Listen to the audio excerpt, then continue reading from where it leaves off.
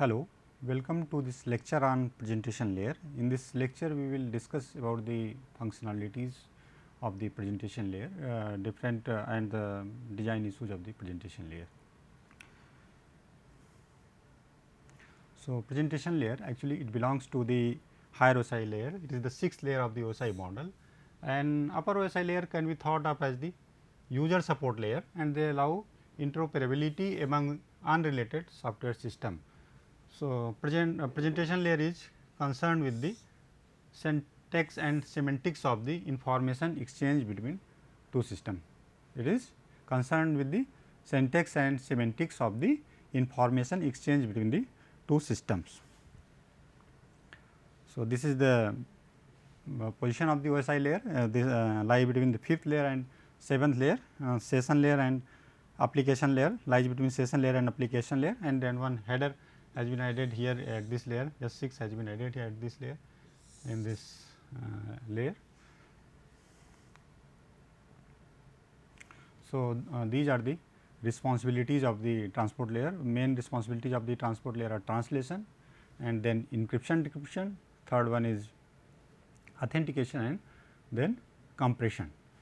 So, we will discuss one by one translation and then encryption, decryption. Actually, encryption, decryption it falls under the cryptography component of the cryptography. So, little bit we will discuss here about the cryptography also, and then authentication and then compression one by one. So, translation. The internal representation of a piece of information might vary enormously from one machine to another,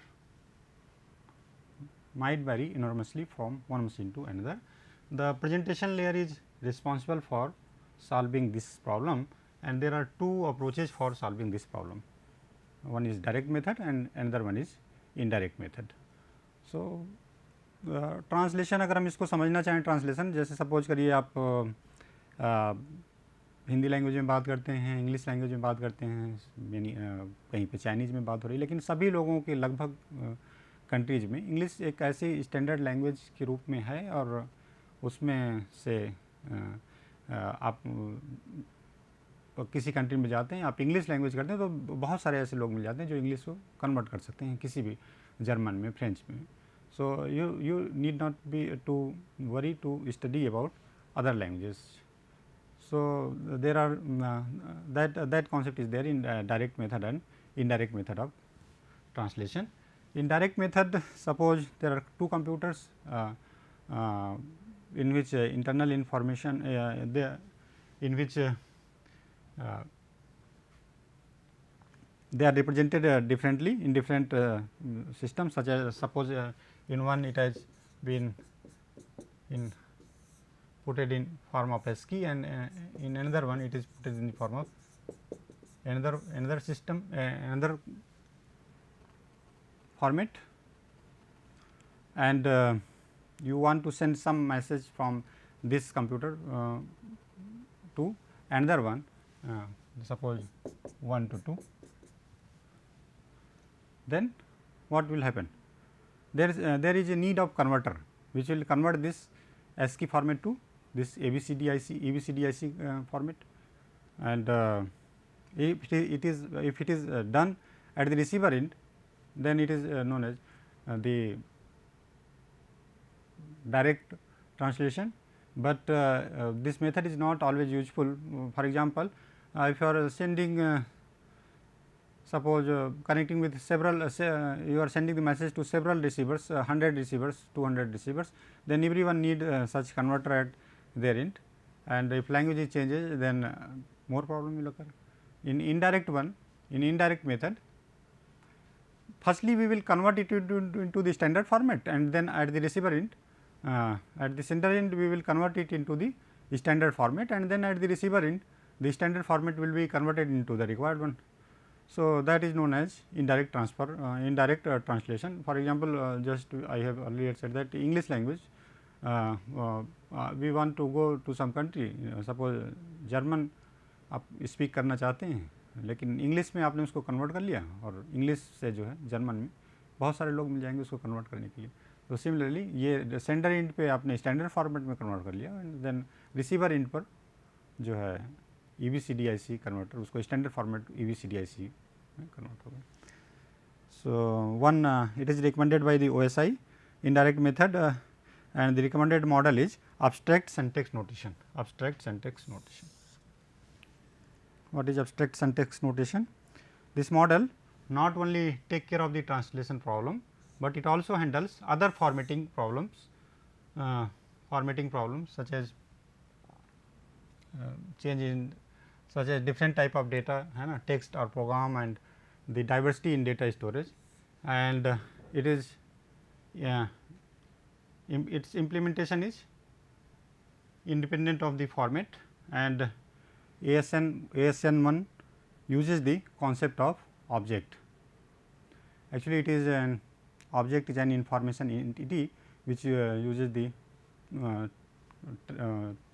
type and value, and with this it can be translated to another system very easily. एक अगर एक example और हम लोग यहाँ पे discuss करना चाहें, जैसे सपोज करिए आप किसी अच्छे हॉस्पिटल में एम्स में जाते हैं और वहाँ पे आपको अगर कंपोनेंट्स आपको मेडिकल आप लेने जाते हैं तो मेडिकल आप दिखाने जाते हैं तो कंपोनेंट्स आपके मेडिसिन के जो भी कंपोनेंट्स हैं दैट वो आप लिख दिए गए. जैसे कि मान लीजिए आपने $0 कोई टैबलेट है फीवर के लिए लिया है तो उसमें आपका क्या कंपोनेंट है वो अगर $0 आप मांगने जाएंगे कहीं दूसरी जगह पे जहाँ यूज़ नहीं हो रहा है तो nobody will be able to understand it, but if you will write the components that what components are there, then other people can understand it. So, that is being provided by the ASN1 model. Similarly, second important aspect of the responsibility of the presentation layer is encryption and decryption. So, as already I have said that it falls under the cryptography, and see in this diagram here a sender sends a plain text, then it is encrypted, and then this ciphertext is moved towards the network, and then at the receiver end then it is again decrypted, and then it is converted to plain text, and receiver know what message has been sent, message has been sent to it. So, to carry sensitive information, system must be able to assure privacy. So, what are the such system where more sensitivity is required, such as military or banking system, more privacy is required. It is unlikely that any system can completely prevent unauthorized access to transmission media any. So, क्या करना चाहिए, we alter the coded जो आपने message भेजा उसको हम थोड़ा सा अल्टर कर लेते हैं, जिससे कि अगर किसी ने एक्सेस भी कर लिया है, somebody has accessed it, then he is not able to understand it what message has been sent. So, there are two types of methods. In general there are two type of method, one is conventional method and another one is public method, public key method. So, in conventional method what is we will use encryption key and decryption key. Encryption key for encryption and decryption key is used for decrypting the message are the same and secret. So, conventional method can be broadly categorized into the into two categories, character level encryption and bit level encryption. Character level encryption, in this method encryption is done at character level encryption, and it is also can be categorized in two categories, substitutional and transpositional. And in bit level encryption techniques, data as text, graphics, audio or video are first divided into blocks of bits, then altered by encoding, decoding or permutation, rotation or exclusive OR and other methods also. So, conventional method can be categorized into two methods, two broad category, character level encryption and bit level encryption. And in character level encryption there are two methods, monoalphabetic substitution and polyalphabetic, monoalphabetic substitution and polyalphabetic substitution. This has been pictured here, and for example, it is dear friends. So, suppose ASCII code of D is something, and then we will add some key has been added here.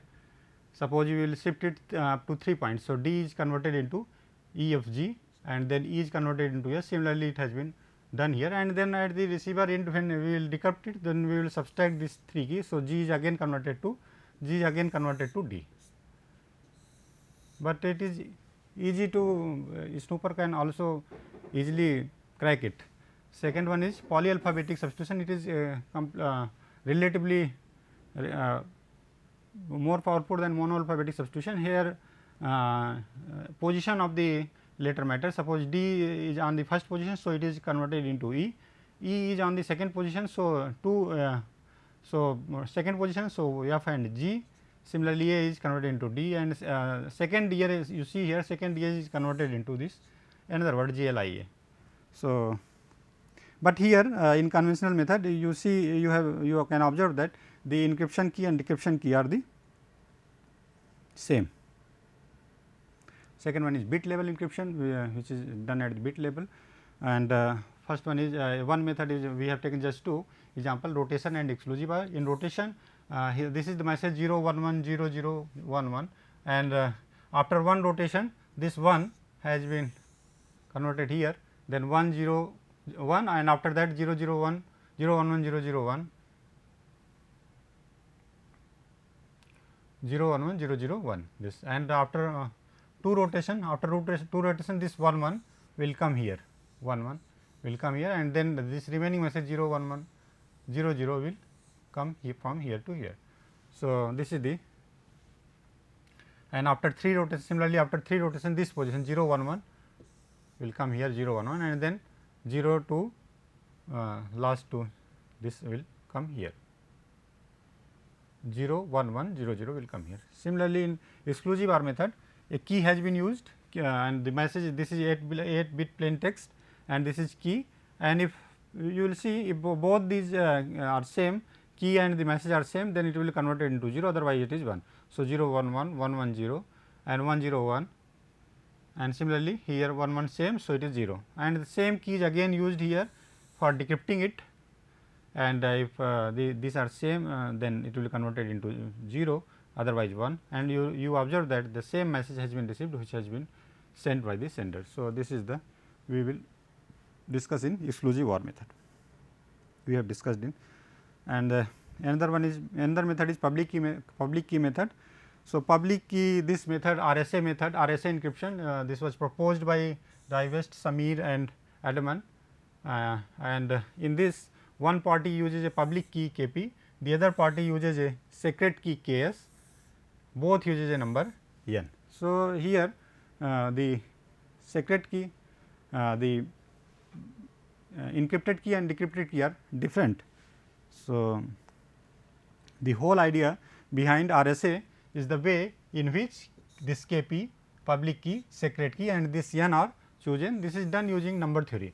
So, first choose 2 large prime number p and q, 2 large prime number p and q, and then compute n is equal to p into q, and then calculate another number phi is equal to p minus 1 into q minus 1. This number phi, compute this phi number, then choose in third step, choose a random integer kp which is not a factor of phi, then choose a number ks such that kp into ks is congruent to 1 modulo phi. Choose a number which is not a factor of phi, it will be kp, and then ks will be chosen such that kp into ks is congruent to 1 modulo phi, and then in last step announce kp and n to the public and kept ks and phi secret. In next step kp and n to the public and kept ks and phi secret. Then how we will encrypt it? Encrypt it as C is equal to ciphertext C. Suppose some this is computer is sending some messages, computer A, and this is receiving in computer B. Then some message is coming, then it will convert, suppose it is in character, then we will convert it into the bit and plain text message bit, and then it will be converted into the ciphertext C is equal to p to the power kp modulo n, and then it will go to the that side, decryptor side, and then here with the help of decryptor key Ks, it will convert it into P is equal to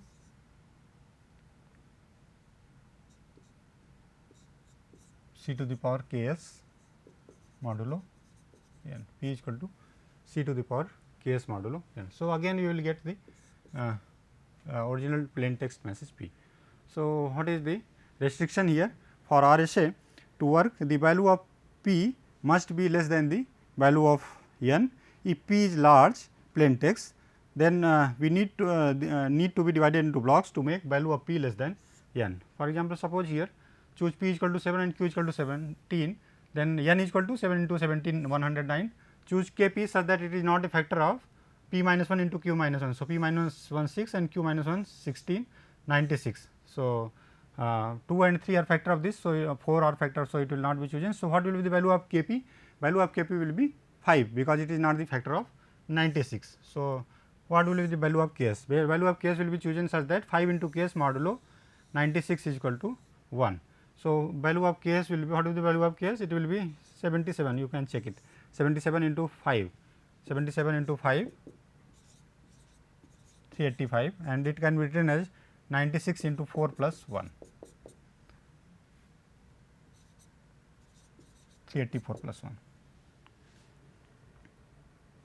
So, that has been explained here also, that some character has been sent from the sender A customer to the bank, and suppose code. So, F later F has been sent for just for explaining the thing. So, F is coming at the 6th position in A B C D E F. So, it is in the 6th position. So, and the number K P is 5. So, what you will do that what you will do that this is equal to C in previous slide. C is equal to P to the power K P modulo n, P is 6 and K P is 5. So, 6 to the power 5 modulo 199, and that can be computed as here it is 41, 6 to the power cube it is 216 is congruent to 97 modulo, when 216 is divided by 119, then it 97 will come as remainder. Similarly, in 6 square is congruent to 36 modulo 119, and then A is congruent to B, A1 is congruent to B1, A2 is congruent to B2, then we can multiply it. So, 6 to the power 5 is congruent to 97 into 36 modulo 119, and it will be 3492 modulo 119, and 3492 can be written as 29 into 119 plus 41. So, it is 41 modulo 119. Similarly, 41 here. So, in next one see previous slide, P is equal to C to the power K s, here C is 41. So, K s is 77. So, 41 to the power 77 mod 199, and this is 6 again, and that is how it is being converted into that one. So, how we will deal the security? Security mathematician have calculated that for example, it would take several years to find the prime factor of P and Q of number with 100 digits. Here in we already know that value what is prime number P and Q choose, but if some snooper will try, then it will take several times. So, that is very tough task. So, it will not be able to do that easily. So, this is highly secured method, and then authentication. Authentication verifies the identity of sender. In other words, an authentication tries to verify that a message is coming from an authentic sender and not from an imposter. In network, you cannot personally sign the request for withdrawal. You, however, can create the equivalent of an electronic or digital signature by the way you send data. One method of authentication is called digital signature, which is based on the public key encryption, decryption. Its implementation uses the reciprocity of RSA. K P and K S are reciprocal to each other. Digital signature added another level of encryption and decryption to the this is decryption to the process as discussed in the next slide. Here another level of encryption and decryption has been used, say K s minus 1 and K P minus 2.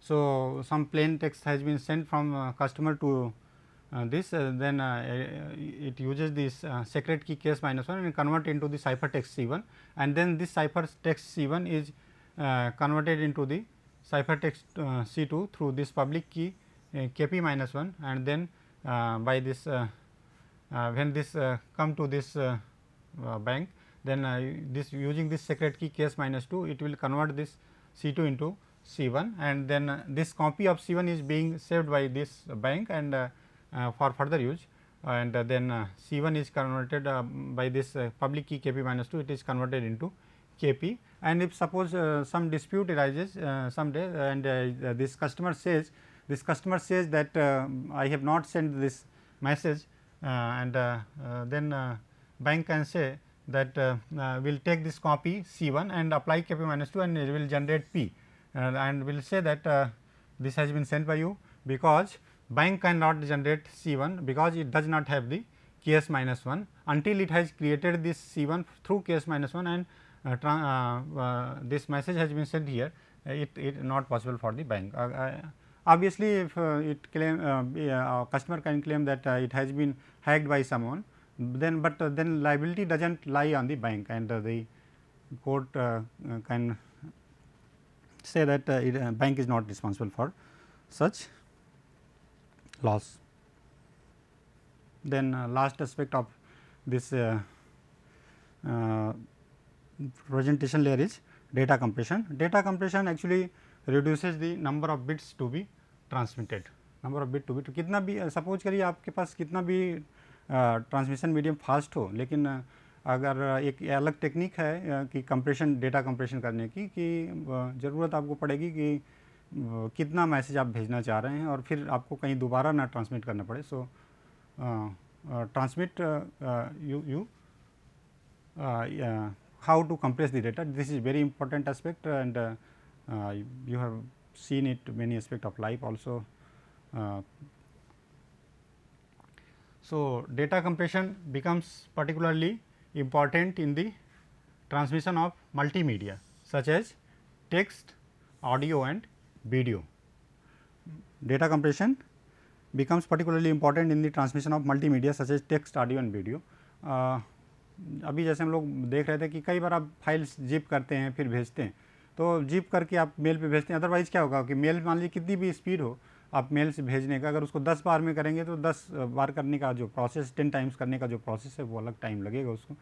सो आप उसको zip file में encrypt करके compress करके और data को send कर देते हैं. So these are the data compression, the concept of data compression, and that has been handled at this presentation layer. And broadly we can divide the data compression method into two categories. One is lossless method and second one is lossy method. So, what is lossless method? In lossless method, you require what data has been sent, that should be the exact replica of at the receiver end, that should be the exact replica of the data which has been sent. So, depending upon the, you can say depending upon the application, depending upon the requirement, you can choose which method you want to choose, lossless method or lossy method. So, here lossless compression, in lossless data compression, the compressing and decompressing algorithm are usually the inverse of each other. They are actually the inverse of each other, and one such technique is run length encoding. What is how to deal in run length encoding? Suppose the same bits or character are occurring frequently. Suppose this is the message 3 3 3 2 5 5 5 1 2 3 0 1 9 7 2 5. Suppose this is the message, then how to the same bit is occurring, if same bit is occurring, then we can convert it into the suppose a special symbol mark this we use this special symbol, and then which symbol is repeating, and then how what is the frequency of this one. Suppose this is 3 times, so we will write it 3, then 2, then again 5 is repeating, then use this symbol, and then 5 is repeating, and this is 4 times, and then 1 2 3 0 1 9 7 2 5. So, if such occurrence of bits are occurring, again then we can use the run length encoding, and we can use this type of technique, and similarly we can decode it. As I already said that the compressing and decompressing algorithm are usually the inverse of each other. And other lossless compression, what are the other lossless compression or statistical compression? There are basically three methods you can discuss: Morse code, Huffman encoding, and Lempel-Welch encoding. In a statistical compression, basically the symbols which are occurring frequently, we use a short code for that one, and the symbol which are occurring infrequently, very less, which has very less frequency of occurring, we use a large code for that one in a statistical compression. And for example, in Morse code we use as in alphabets, E is in English alphabet, E is occurred most frequently. If you will say, then there are 12% frequency of word E occurring in a text, random sample text. So, generally, so we can use simple dot for E, but 4 dot and 4 hash and 1 dot can be used for non occurring symbols such as Q or Z, etc. So, this has been similarly Huffman encoding, you are already aware in the data structure courses, etc. And then this one, and third technique is relative compression. Instead of sending an entire frame, we send only the difference between the consecutive frame. Difference between the consecutive frames, such as in commercial TV, you send the several videos, and brightness and color are same.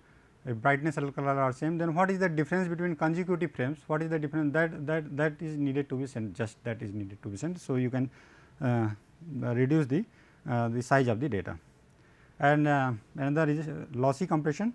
Lossy compression, when it can be used when exact replica of the original information is not mandatory. When exact replica of original information is not mandatory, then it can be used.